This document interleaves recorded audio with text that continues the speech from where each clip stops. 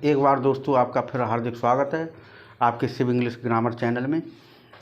दोस्तों बहुत important content मैं करा रहा हूँ रेलवे का आपके ग्रुप डी के एग्ज़ाम को देखते हुए, तो आप लोगों को बहुत ध्यानपूर्वक इसको सुनना है, देखना है, समझना है, सब्सक्राइब कराना है और करना है, स्वयं लाइक करना है, अच्छे कमेंट करिएगा। कहीं कोई कमी बड़ी होती है और भी मैं बढ़िया अच्छी इंपॉर्टेंट चीज़ें आपको निकाल के दे रहा हूँ। और ये कहीं ना कहीं किसी न किसी जोन में जो हमारे पेपर होते हैं उसमें ये सारे क्वेश्चंस कहीं ना कहीं मिलेंगे, आपको आए हैं, बहुत लेटेस्ट क्वेश्चंस हैं और ये ग्रुप डी का एग्ज़ाम होने वाला है, उसमें ज़रूर आएंगे, ध्यान देंगे। सबसे पहला क्वेश्चन नंबर पर हम आते हैं। जैसे SCR जो हमारा साउथ सेंट्रल रेलवे जोन है, इसका मुख्यालय कहाँ है, ये बहुत इम्पॉर्टेंट है। तो ये जो आपका हैदराबाद में है, हैदराबाद का नाम जो है सिकंदराबाद भी है, ये जो है आंध्र प्रदेश की राजधानी भी है, ये ध्यान देंगे, बहुत बढ़िया। ये नया अभी मतलब डिवाइड हुआ है राज्य, उसमें शामिल है। उसके बाद में अगला है पहला रेल अधिनियम कब बना था, ये जो है 1890 में बना था। कब बना था पहला रेल अधिनियम? 1890 में।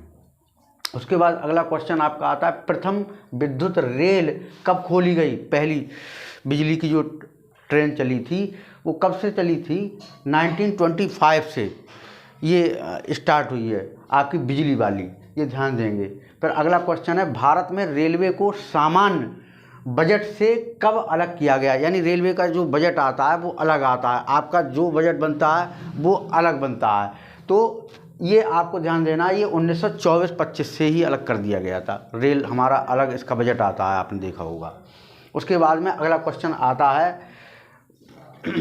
भारतीय रेलवे की अनुसंधान डिजाइन और मानक संस्था R&D विभाग किस स्थान पर स्थित है, यानी रेलवे का हर एक काम अलग अलग होता है, डिब्बे कहीं बनते हैं और पहिए कहीं अलग बनते हैं, इंजन कहीं अलग बनते हैं, इसी प्रकार से इसकी डिज़ाइन का जो काम डिजाइनिंग होती है R&D विभाग दिया गया है। ये कहाँ है? ये जो है यूपी में है, उत्तर प्रदेश में है, इसको ध्यान देंगे।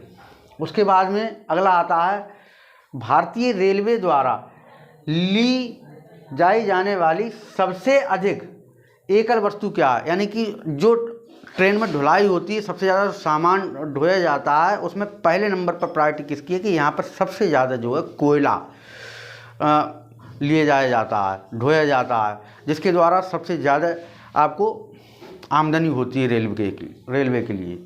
उसके बाद में अगला क्वेश्चन आता है ट्रांस ऑस्ट्रेलियन रेलवे के टर्मिनल कहाँ पर हैं।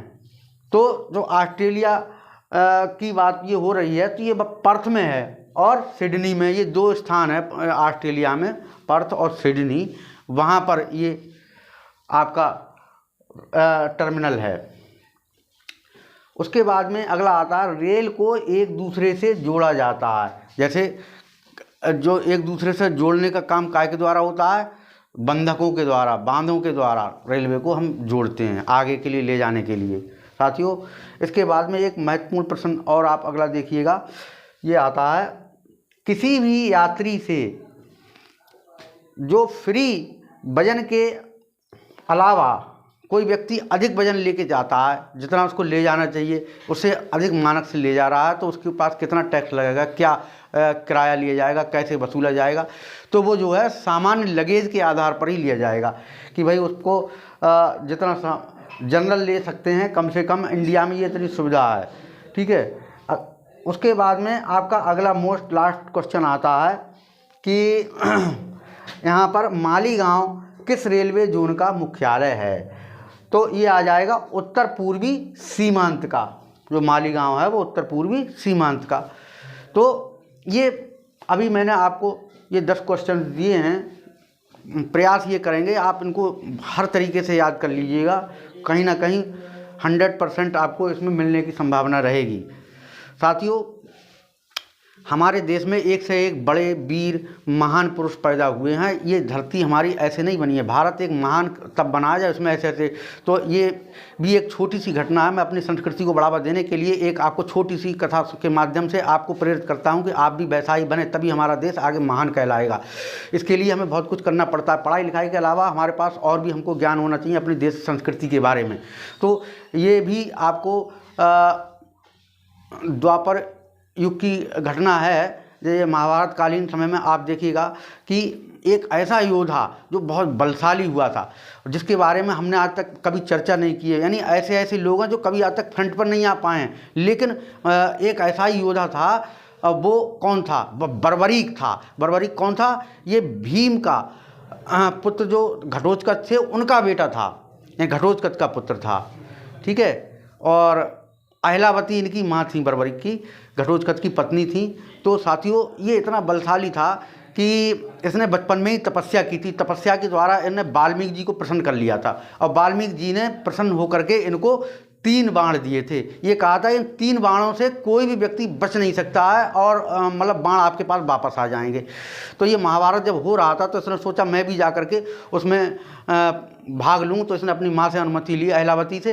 तो ये लड़ाई लड़ने के लिए जाते हैं। उधर भगवान श्री कृष्ण अपनी दिव्य दृष्टि से देख रहे थे कि ये बर्बरीक आ रहा है, ये तो बहुत ही 3 बाणों में ही पूरा महाभारत खत्म कर देगा।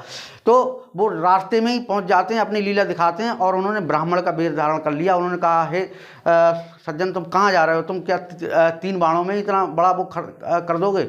मैं तुम्हें तो बलशाली मानूंगा, तुम एक बाण से ही जहाँ तुम खड़े हो, जो पीपल का पेड़ है, इसके सारे पत्तों को भेदन कर दो तो मैं आपको मानूंगा।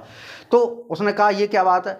तो उसने जो बाण चलाया तो एक ही बाण से सारे पत्ते उसने छेद कर दिए, और बाद में बाण जो है भगवान श्री कृष्ण के चारों ओर घूमता है। तो बर्बरीक कहता है कि भाई कुल मिलाकर कहीं ना कोई बात है महाराज, जो आपने पत्ता पैरों से दबा लिया है ऐसे छोड़ दिए, क्योंकि ये नहीं तो बाण आपको चोटिल कर देगा, और एक एक पत्ते को ये भेद नहीं देगा बाण, तब तक ये वापस नहीं आएगा। तो भगवान श्री कृष्ण समझ गए कि वास्तव में ये बहुत बलशाली है, इसको रास्ते में जाने से वहाँ से रोको, नहीं तो ये अनर्थ हो जाएगा। क्योंकि भगवान श्री कृष्ण ने हमेशा कमज़ोर लोगों का साथ दिया। उन्होंने सोचा उस समय कमज़ोर पांडवों का पक्ष कमज़ोर था, तो वो कौरवों के अगेंस्ट रहे। तो ये बात तो तय थी कि जी सच्चाई की होगी। तो वहीं पर उन्होंने ये कहा कि ठीक है, तुम बहुत दानी पुरुष भी हो और बहुत मतलब बलशाली हो, मैं तुम्हें तब समझूँ श्रेष्ठ बलशाली वही होता है जो अच्छा दान करने वाला हो। तो आप कुछ दे सकते हो दान में? उन्होंने कहा आप जो चाहो मांग लीजिए। तो उन्होंने कहा ठीक है, अपना तुम सर दे दो। तो बर्बरीक ने तुरंत ही तलवार से सर काट करके भगवान श्री कृष्ण को अर्पण कर दिया। तो ऐसे हमारा देश महान बना है कि इतना बलशाली होने के बाद में भी व्यक्ति की कोई ना कोई ऐसी मतलब सम्मानजनक बात रहती कि आज भी हम उनको याद करते हैं कि देखिए कितने बड़े दानी थे जिन्होंने अपना गर्दन शीश दे दिया भगवान श्री कृष्ण को। क्योंकि बर्बरीक भी समझ गया था कि ये भाई भगवान है और जो चीज़ मांग रहे हैं वो मैं मना नहीं कर सकता। लेकिन कुल मिलाकर के आपने देखा होगा कि भगवान की लीला बहुत अपरंपार है, और सच्चाई की हमेशा जीत होती है, चाहे कितना भी बड़ा बलवान क्यों ना आ जाए। कहीं किसी उस व्यक्ति को अगर किसी को परेशान देख करके भगवान उसका समाधान कर देते हैं समस्या का। तो साथियों आप लगे रहिए, मेहनत करते रहिए, बहुत कम समय लेते हुए मैं आपको इतनी सी बात कह के अपनी बात समाप्त करता हूँ। जय हिंद, जय भारत।